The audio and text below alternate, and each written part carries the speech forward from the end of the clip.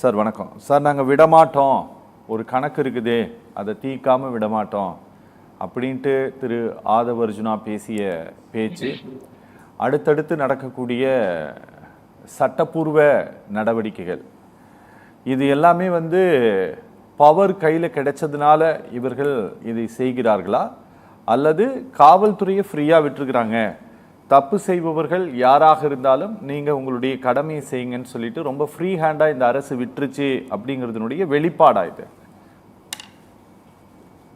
அனைவருக்கும் வணக்கம். ஆக்சுவலா நீங்க கேட்ட விஷயம் காவல்துறையை ரொம்ப ஃப்ரீயா விட்டுருக்காங்க அப்படின்னு நீங்க சொல்றீங்க இல்லையா, அதை ஏற்க முடியாது. ஏன்னா காவல்துறை ஃப்ரீயா இல்ல. நான் நேற்றைக்கு ஒரு உயர் காவல்துறை அதிகாரி, நம்முடைய நண்பர் அவர்கிட்ட ரொம்ப நேரம் பேசிட்டு இருந்தேன்.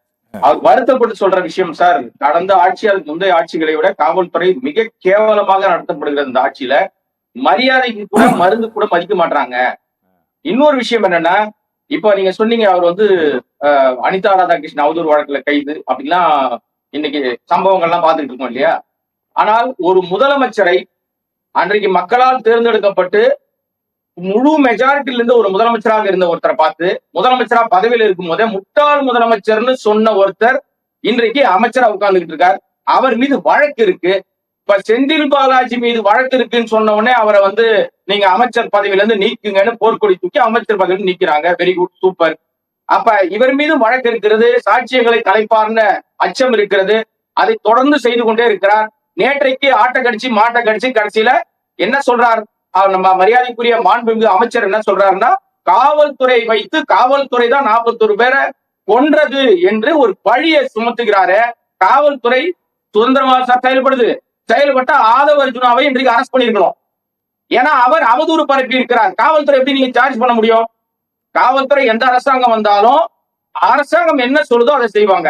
இன்றைக்கு நடந்திருக்கிற அனிதா ராதாகிருஷ்ணன் வழக்குல அவர் என்ன பேசினார்ன்றது ஒரு பக்கம் இருக்கட்டும், அவரை உடனடியாக கைது செய்து உடனடியாக நீதிமன்றத்துக்கு கொண்டு போய் இப்ப அந்த வேலை நடந்துகிட்டு இருக்கு. அவர் வெளியில பத்திரிகையாளர்கிட்ட சத்தம் போட்டு சொல்றார், என்னை ராஜினாமா செய்ய சொல்றாங்க, நான் எந்த காலத்திலும் திமுக தான் இருப்பேன், தாவேக்காக போக மாட்டேன் அப்படின்னு ஒரு மிகப்பெரிய சார்ஜ் வச்சிருக்காரு. இன்றைக்கு மடைமாட்டுகிற வேலையும் கட்டுக்கதைகளும் தாவேக்கா அரசுக்கு புதிதல்ல. அவர்கள் அரசியலுக்கு வருவதற்கு முன்பாகவே, ஆட்சிக்கு வருவதற்கு முன்பாக பல கட்டுக்கதைகளை கட்டி விட்டவர்கள். அது குறிப்பாக கரூர் வழக்கை நம்ம கையில் எடுக்க வேண்டிய வழக்கு. அந்த வழக்குல அவங்க என்ன ஆரம்பிச்சாங்க அப்படின்னா, அவங்க சொன்னது அத்தனையும் கான்ஸ்பிரசி தியரி. இன்றைக்கு அதுல மடைமாற்றுகிற வேலையை செய்யறாங்க. ஆரம்பத்துல ஒரு கதை சொன்னாங்க, அது எடுபடல. அடுத்து ஒரு கதை சொன்னாங்க, திமுகவும் அதிமுக ஒன்றாக இணைந்து ஆட்சியை பிடிக்க போகுதுன்னு ஒரு கதை சொன்னாங்க. அந்த கதைக்கு வலு இல்ல, ஆதாரங்கள் இல்ல. இன்றைக்கு இன்னொரு கதை, புதுசா ஒரு கதை கட்டி விட்டுருக்காங்க. அது என்னன்னா, ஆட்சியை கவிழ்ப்பதற்காக எம்எல்ஏக்களை பை பண்ணுகிறார்கள் திமுகவினர். சார் திமுக எம்எல்ஏ பை பண்ணி என்ன சார் பண்ண? ஆட்சி கவுந்துருமா சார்? 6 மாசத்துக்கு நம்பிக்கையில்லா தீர்மானம் கொண்டாட முடியாது, அதான் சட்ட விதி. ஏற்கனவே நம்பிக்கையில்லா தீர்மானம் வந்திருக்கு. 144 தடை உத்தரவு நம்பர்ல அவருக்கு முழு மெஜாரிட்டி கிடைத்து விட்டது. அந்த அடிப்படையில் இனிமே தாவேக்காவுக்கு நம்பிக்கையில்லா தீர்மானம் வருவதற்கு வாய்ப்பு இல்லை.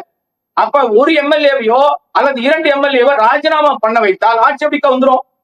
அடிப்படையில அவர்கள் கைது செய்ததாக சொல்லப்பட்ட அந்த திருநாவுக்கரசு என்பவர் இப்போது வரைக்கும் கைது செய்வதற்கு முன்னால், அது 2 தினங்கள் முன்னாடி வரைக்கும் அண்ணாமலைக்கு சாதகமான அந்த அமைப்புக்காக ஆதரவாக கிளாஸ் எடுத்துட்டு இருந்தவர், அவருக்காக பேசிக் கொண்டிருந்தவர். கடந்த கருத்து கணிப்பு, தேர்தலுக்கு முந்தைய கருத்து கணிப்புல அந்த நண்பர், எனக்கு அறிமுகமானவர் தான் அவரு. இங்க இருக்கிற அண்ணன் மணிகண்டன் கூட அவருக்கு தெரிய வாய்ப்பு இருக்கு, நிறைய பேருக்கு அவருக்கு தெரியும். அந்த அடிப்படையில சொல்ற அது கருத்து கணிப்புல அவர் என்ன சொன்னாரு? தாவேக்கா தான் வெற்றி பெற போது, தாவேக்காக தான் செல்வாக்கு இருக்கிறது என்று வட மாநிலத்துல சொன்ன ஒருத்தர் ஊடகத்தை சொல்லும் போது அவரை விட இவர் தான் அதிகமா சொன்னார். தன்னை லயோலா கல்லூரியுடைய முன்னாள் மாணவர்னு சொல்லிட்டார். இப்படி எல்லா விதங்களிலும் திமுகவுக்கு எதிராக பேசியிருந்த ஒருத்தர், அவரை வைத்து எப்படி சார் மனமாத்துகிற ஒரு வேலையை செய்ய முடியும்? சரி, இன்றைக்கு சொல்லுகிறார்கள் ஏதோ ஒரு கார்பரேட் நிறுவனம் 180 கோடியை அதுக்காக முன்னெடுத்து விட்டார்கள் சொல்றாங்க இல்லையா. அந்த 180 கோடியை முன்னெடுத்த நிறுவனம் எது ஏன் சொல்லல? பிடிபட்டவருடைய ஆதாரம் இருக்கின்றாங்களே, ஏன் அந்த ஆதாரங்களை வெளியிடவே இல்லை? சரி, நீதிமன்றத்துல கொண்டு போய் இத்தனை நேரம் நீங்க அரெஸ்ட் பண்றதுக்கான நோக்கத்தை செய்ய வேண்டியதானே? நீங்க தான் நேர்மையான தூய சக்தியா சார்? தூய சக்தி தானே நீங்க. அப்ப நீங்க செய்யல அத. ஆக மொத்தம் இந்த அரசாங்கத்தினுடைய நோக்கம் என்னன்னா, மக்களுக்கு நல்லது பண்றதுக்கு வரல, பழிவாங்கிற உணர்ச்சி. தொடர்ச்சியாக இதையெல்லாம் பேசி மக்களை மனமாத்தணும், கட்டுக்கதைகளை அவுத்து விடணும், சினிமா பாணியில நடந்துக்கிற ரீல்ஸ் ஆட்சி இது தொடர்கதையாக இருக்கு. 50 நாள் ஆயிடுச்சு இந்த ஆட்சி பொறுப்பேற்று விட்டு 50 நாள். இந்த 50 நாள்ல எத்தனை பாலியல் குற்றங்கள், அதுல எத்தனை தாவேக்காவை சேர்ந்தவர்கள் சிக்கி இருக்கிறார்கள். அப்ப நீங்க சொல்ற உங்களுடைய கேள்விக்கே நான் வரேன். அதனாலதான் இதை நான் சொன்னேன். காவல்துறை கையை கட்டாமல் அவர் சுதந்திரமாக இருந்தா எத்தனை தாவேக்காரனை புடிச்சு உள்ள போட்டுக்கணும் தெரியுமா? ஓகே, யாருமே எதுவும் கைது இல்ல சார். ஒரு எம்எல்ஏ மீது குற்றச்சாட்டு இருக்கு, தீவையுண்டும். அந்த குற்றச்சாட்டு இதுவரை அதன் மீது எந்த நடவடிக்கை எடுக்கல. சரவணன் எம்எல்ஏ மீது ஏன் நடவடிக்கை எடுக்கல?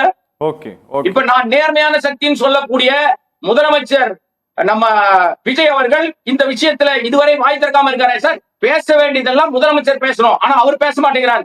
நிறைய ஆக்டிங் சிஎம்ஸ் இறக்கி விட்டுருக்காரு. ஒரு பக்கம் நம்ம நிர்மல்குமார், அவர் எந்த துறை அமைச்சர்னே மறந்துட்டு சிஎம் மாதிரி பேசிட்டு இருக்காரு.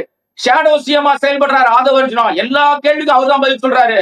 சட்டசபைக்குள்ள காவல்துறை குறித்த மானியம் அது குறித்த கேள்வி வந்தா கூட நம்முடைய நண்பரா இருக்கிற முன்னாள் இந்த ஊடகத்துல எல்லாம் பேசுவார், டிபேட்ல பேசக்கூடிய ராஜ்மோகன் அமைச்சர், கல்வி அமைச்சர் சிஎம் மாதிரி பதில் சொல்றாரு. காவல்துறைக்கும் கல்வி அமைச்சர் என்ன சம்பந்தம் இருக்கு? ஆக இந்த அரசாங்கம் என்பது பொம்மை அரசாங்கமா தான் செயல்படுது. இது நேர்மையான அரசாங்கமா இல்ல. தன்னை தூய சக்தின்னு சொல்லிட்டு ஊழல் குற்றச்சாட்டுல சிக்கன எல்லாரையும் சேர்த்திருக்காங்களே, இது தூய சக்தியா? இதுதான் நேர்மையான சக்தியா? இது பழிவாங்கிற அரசு சார். ஓகே, பேசலாம் சார்.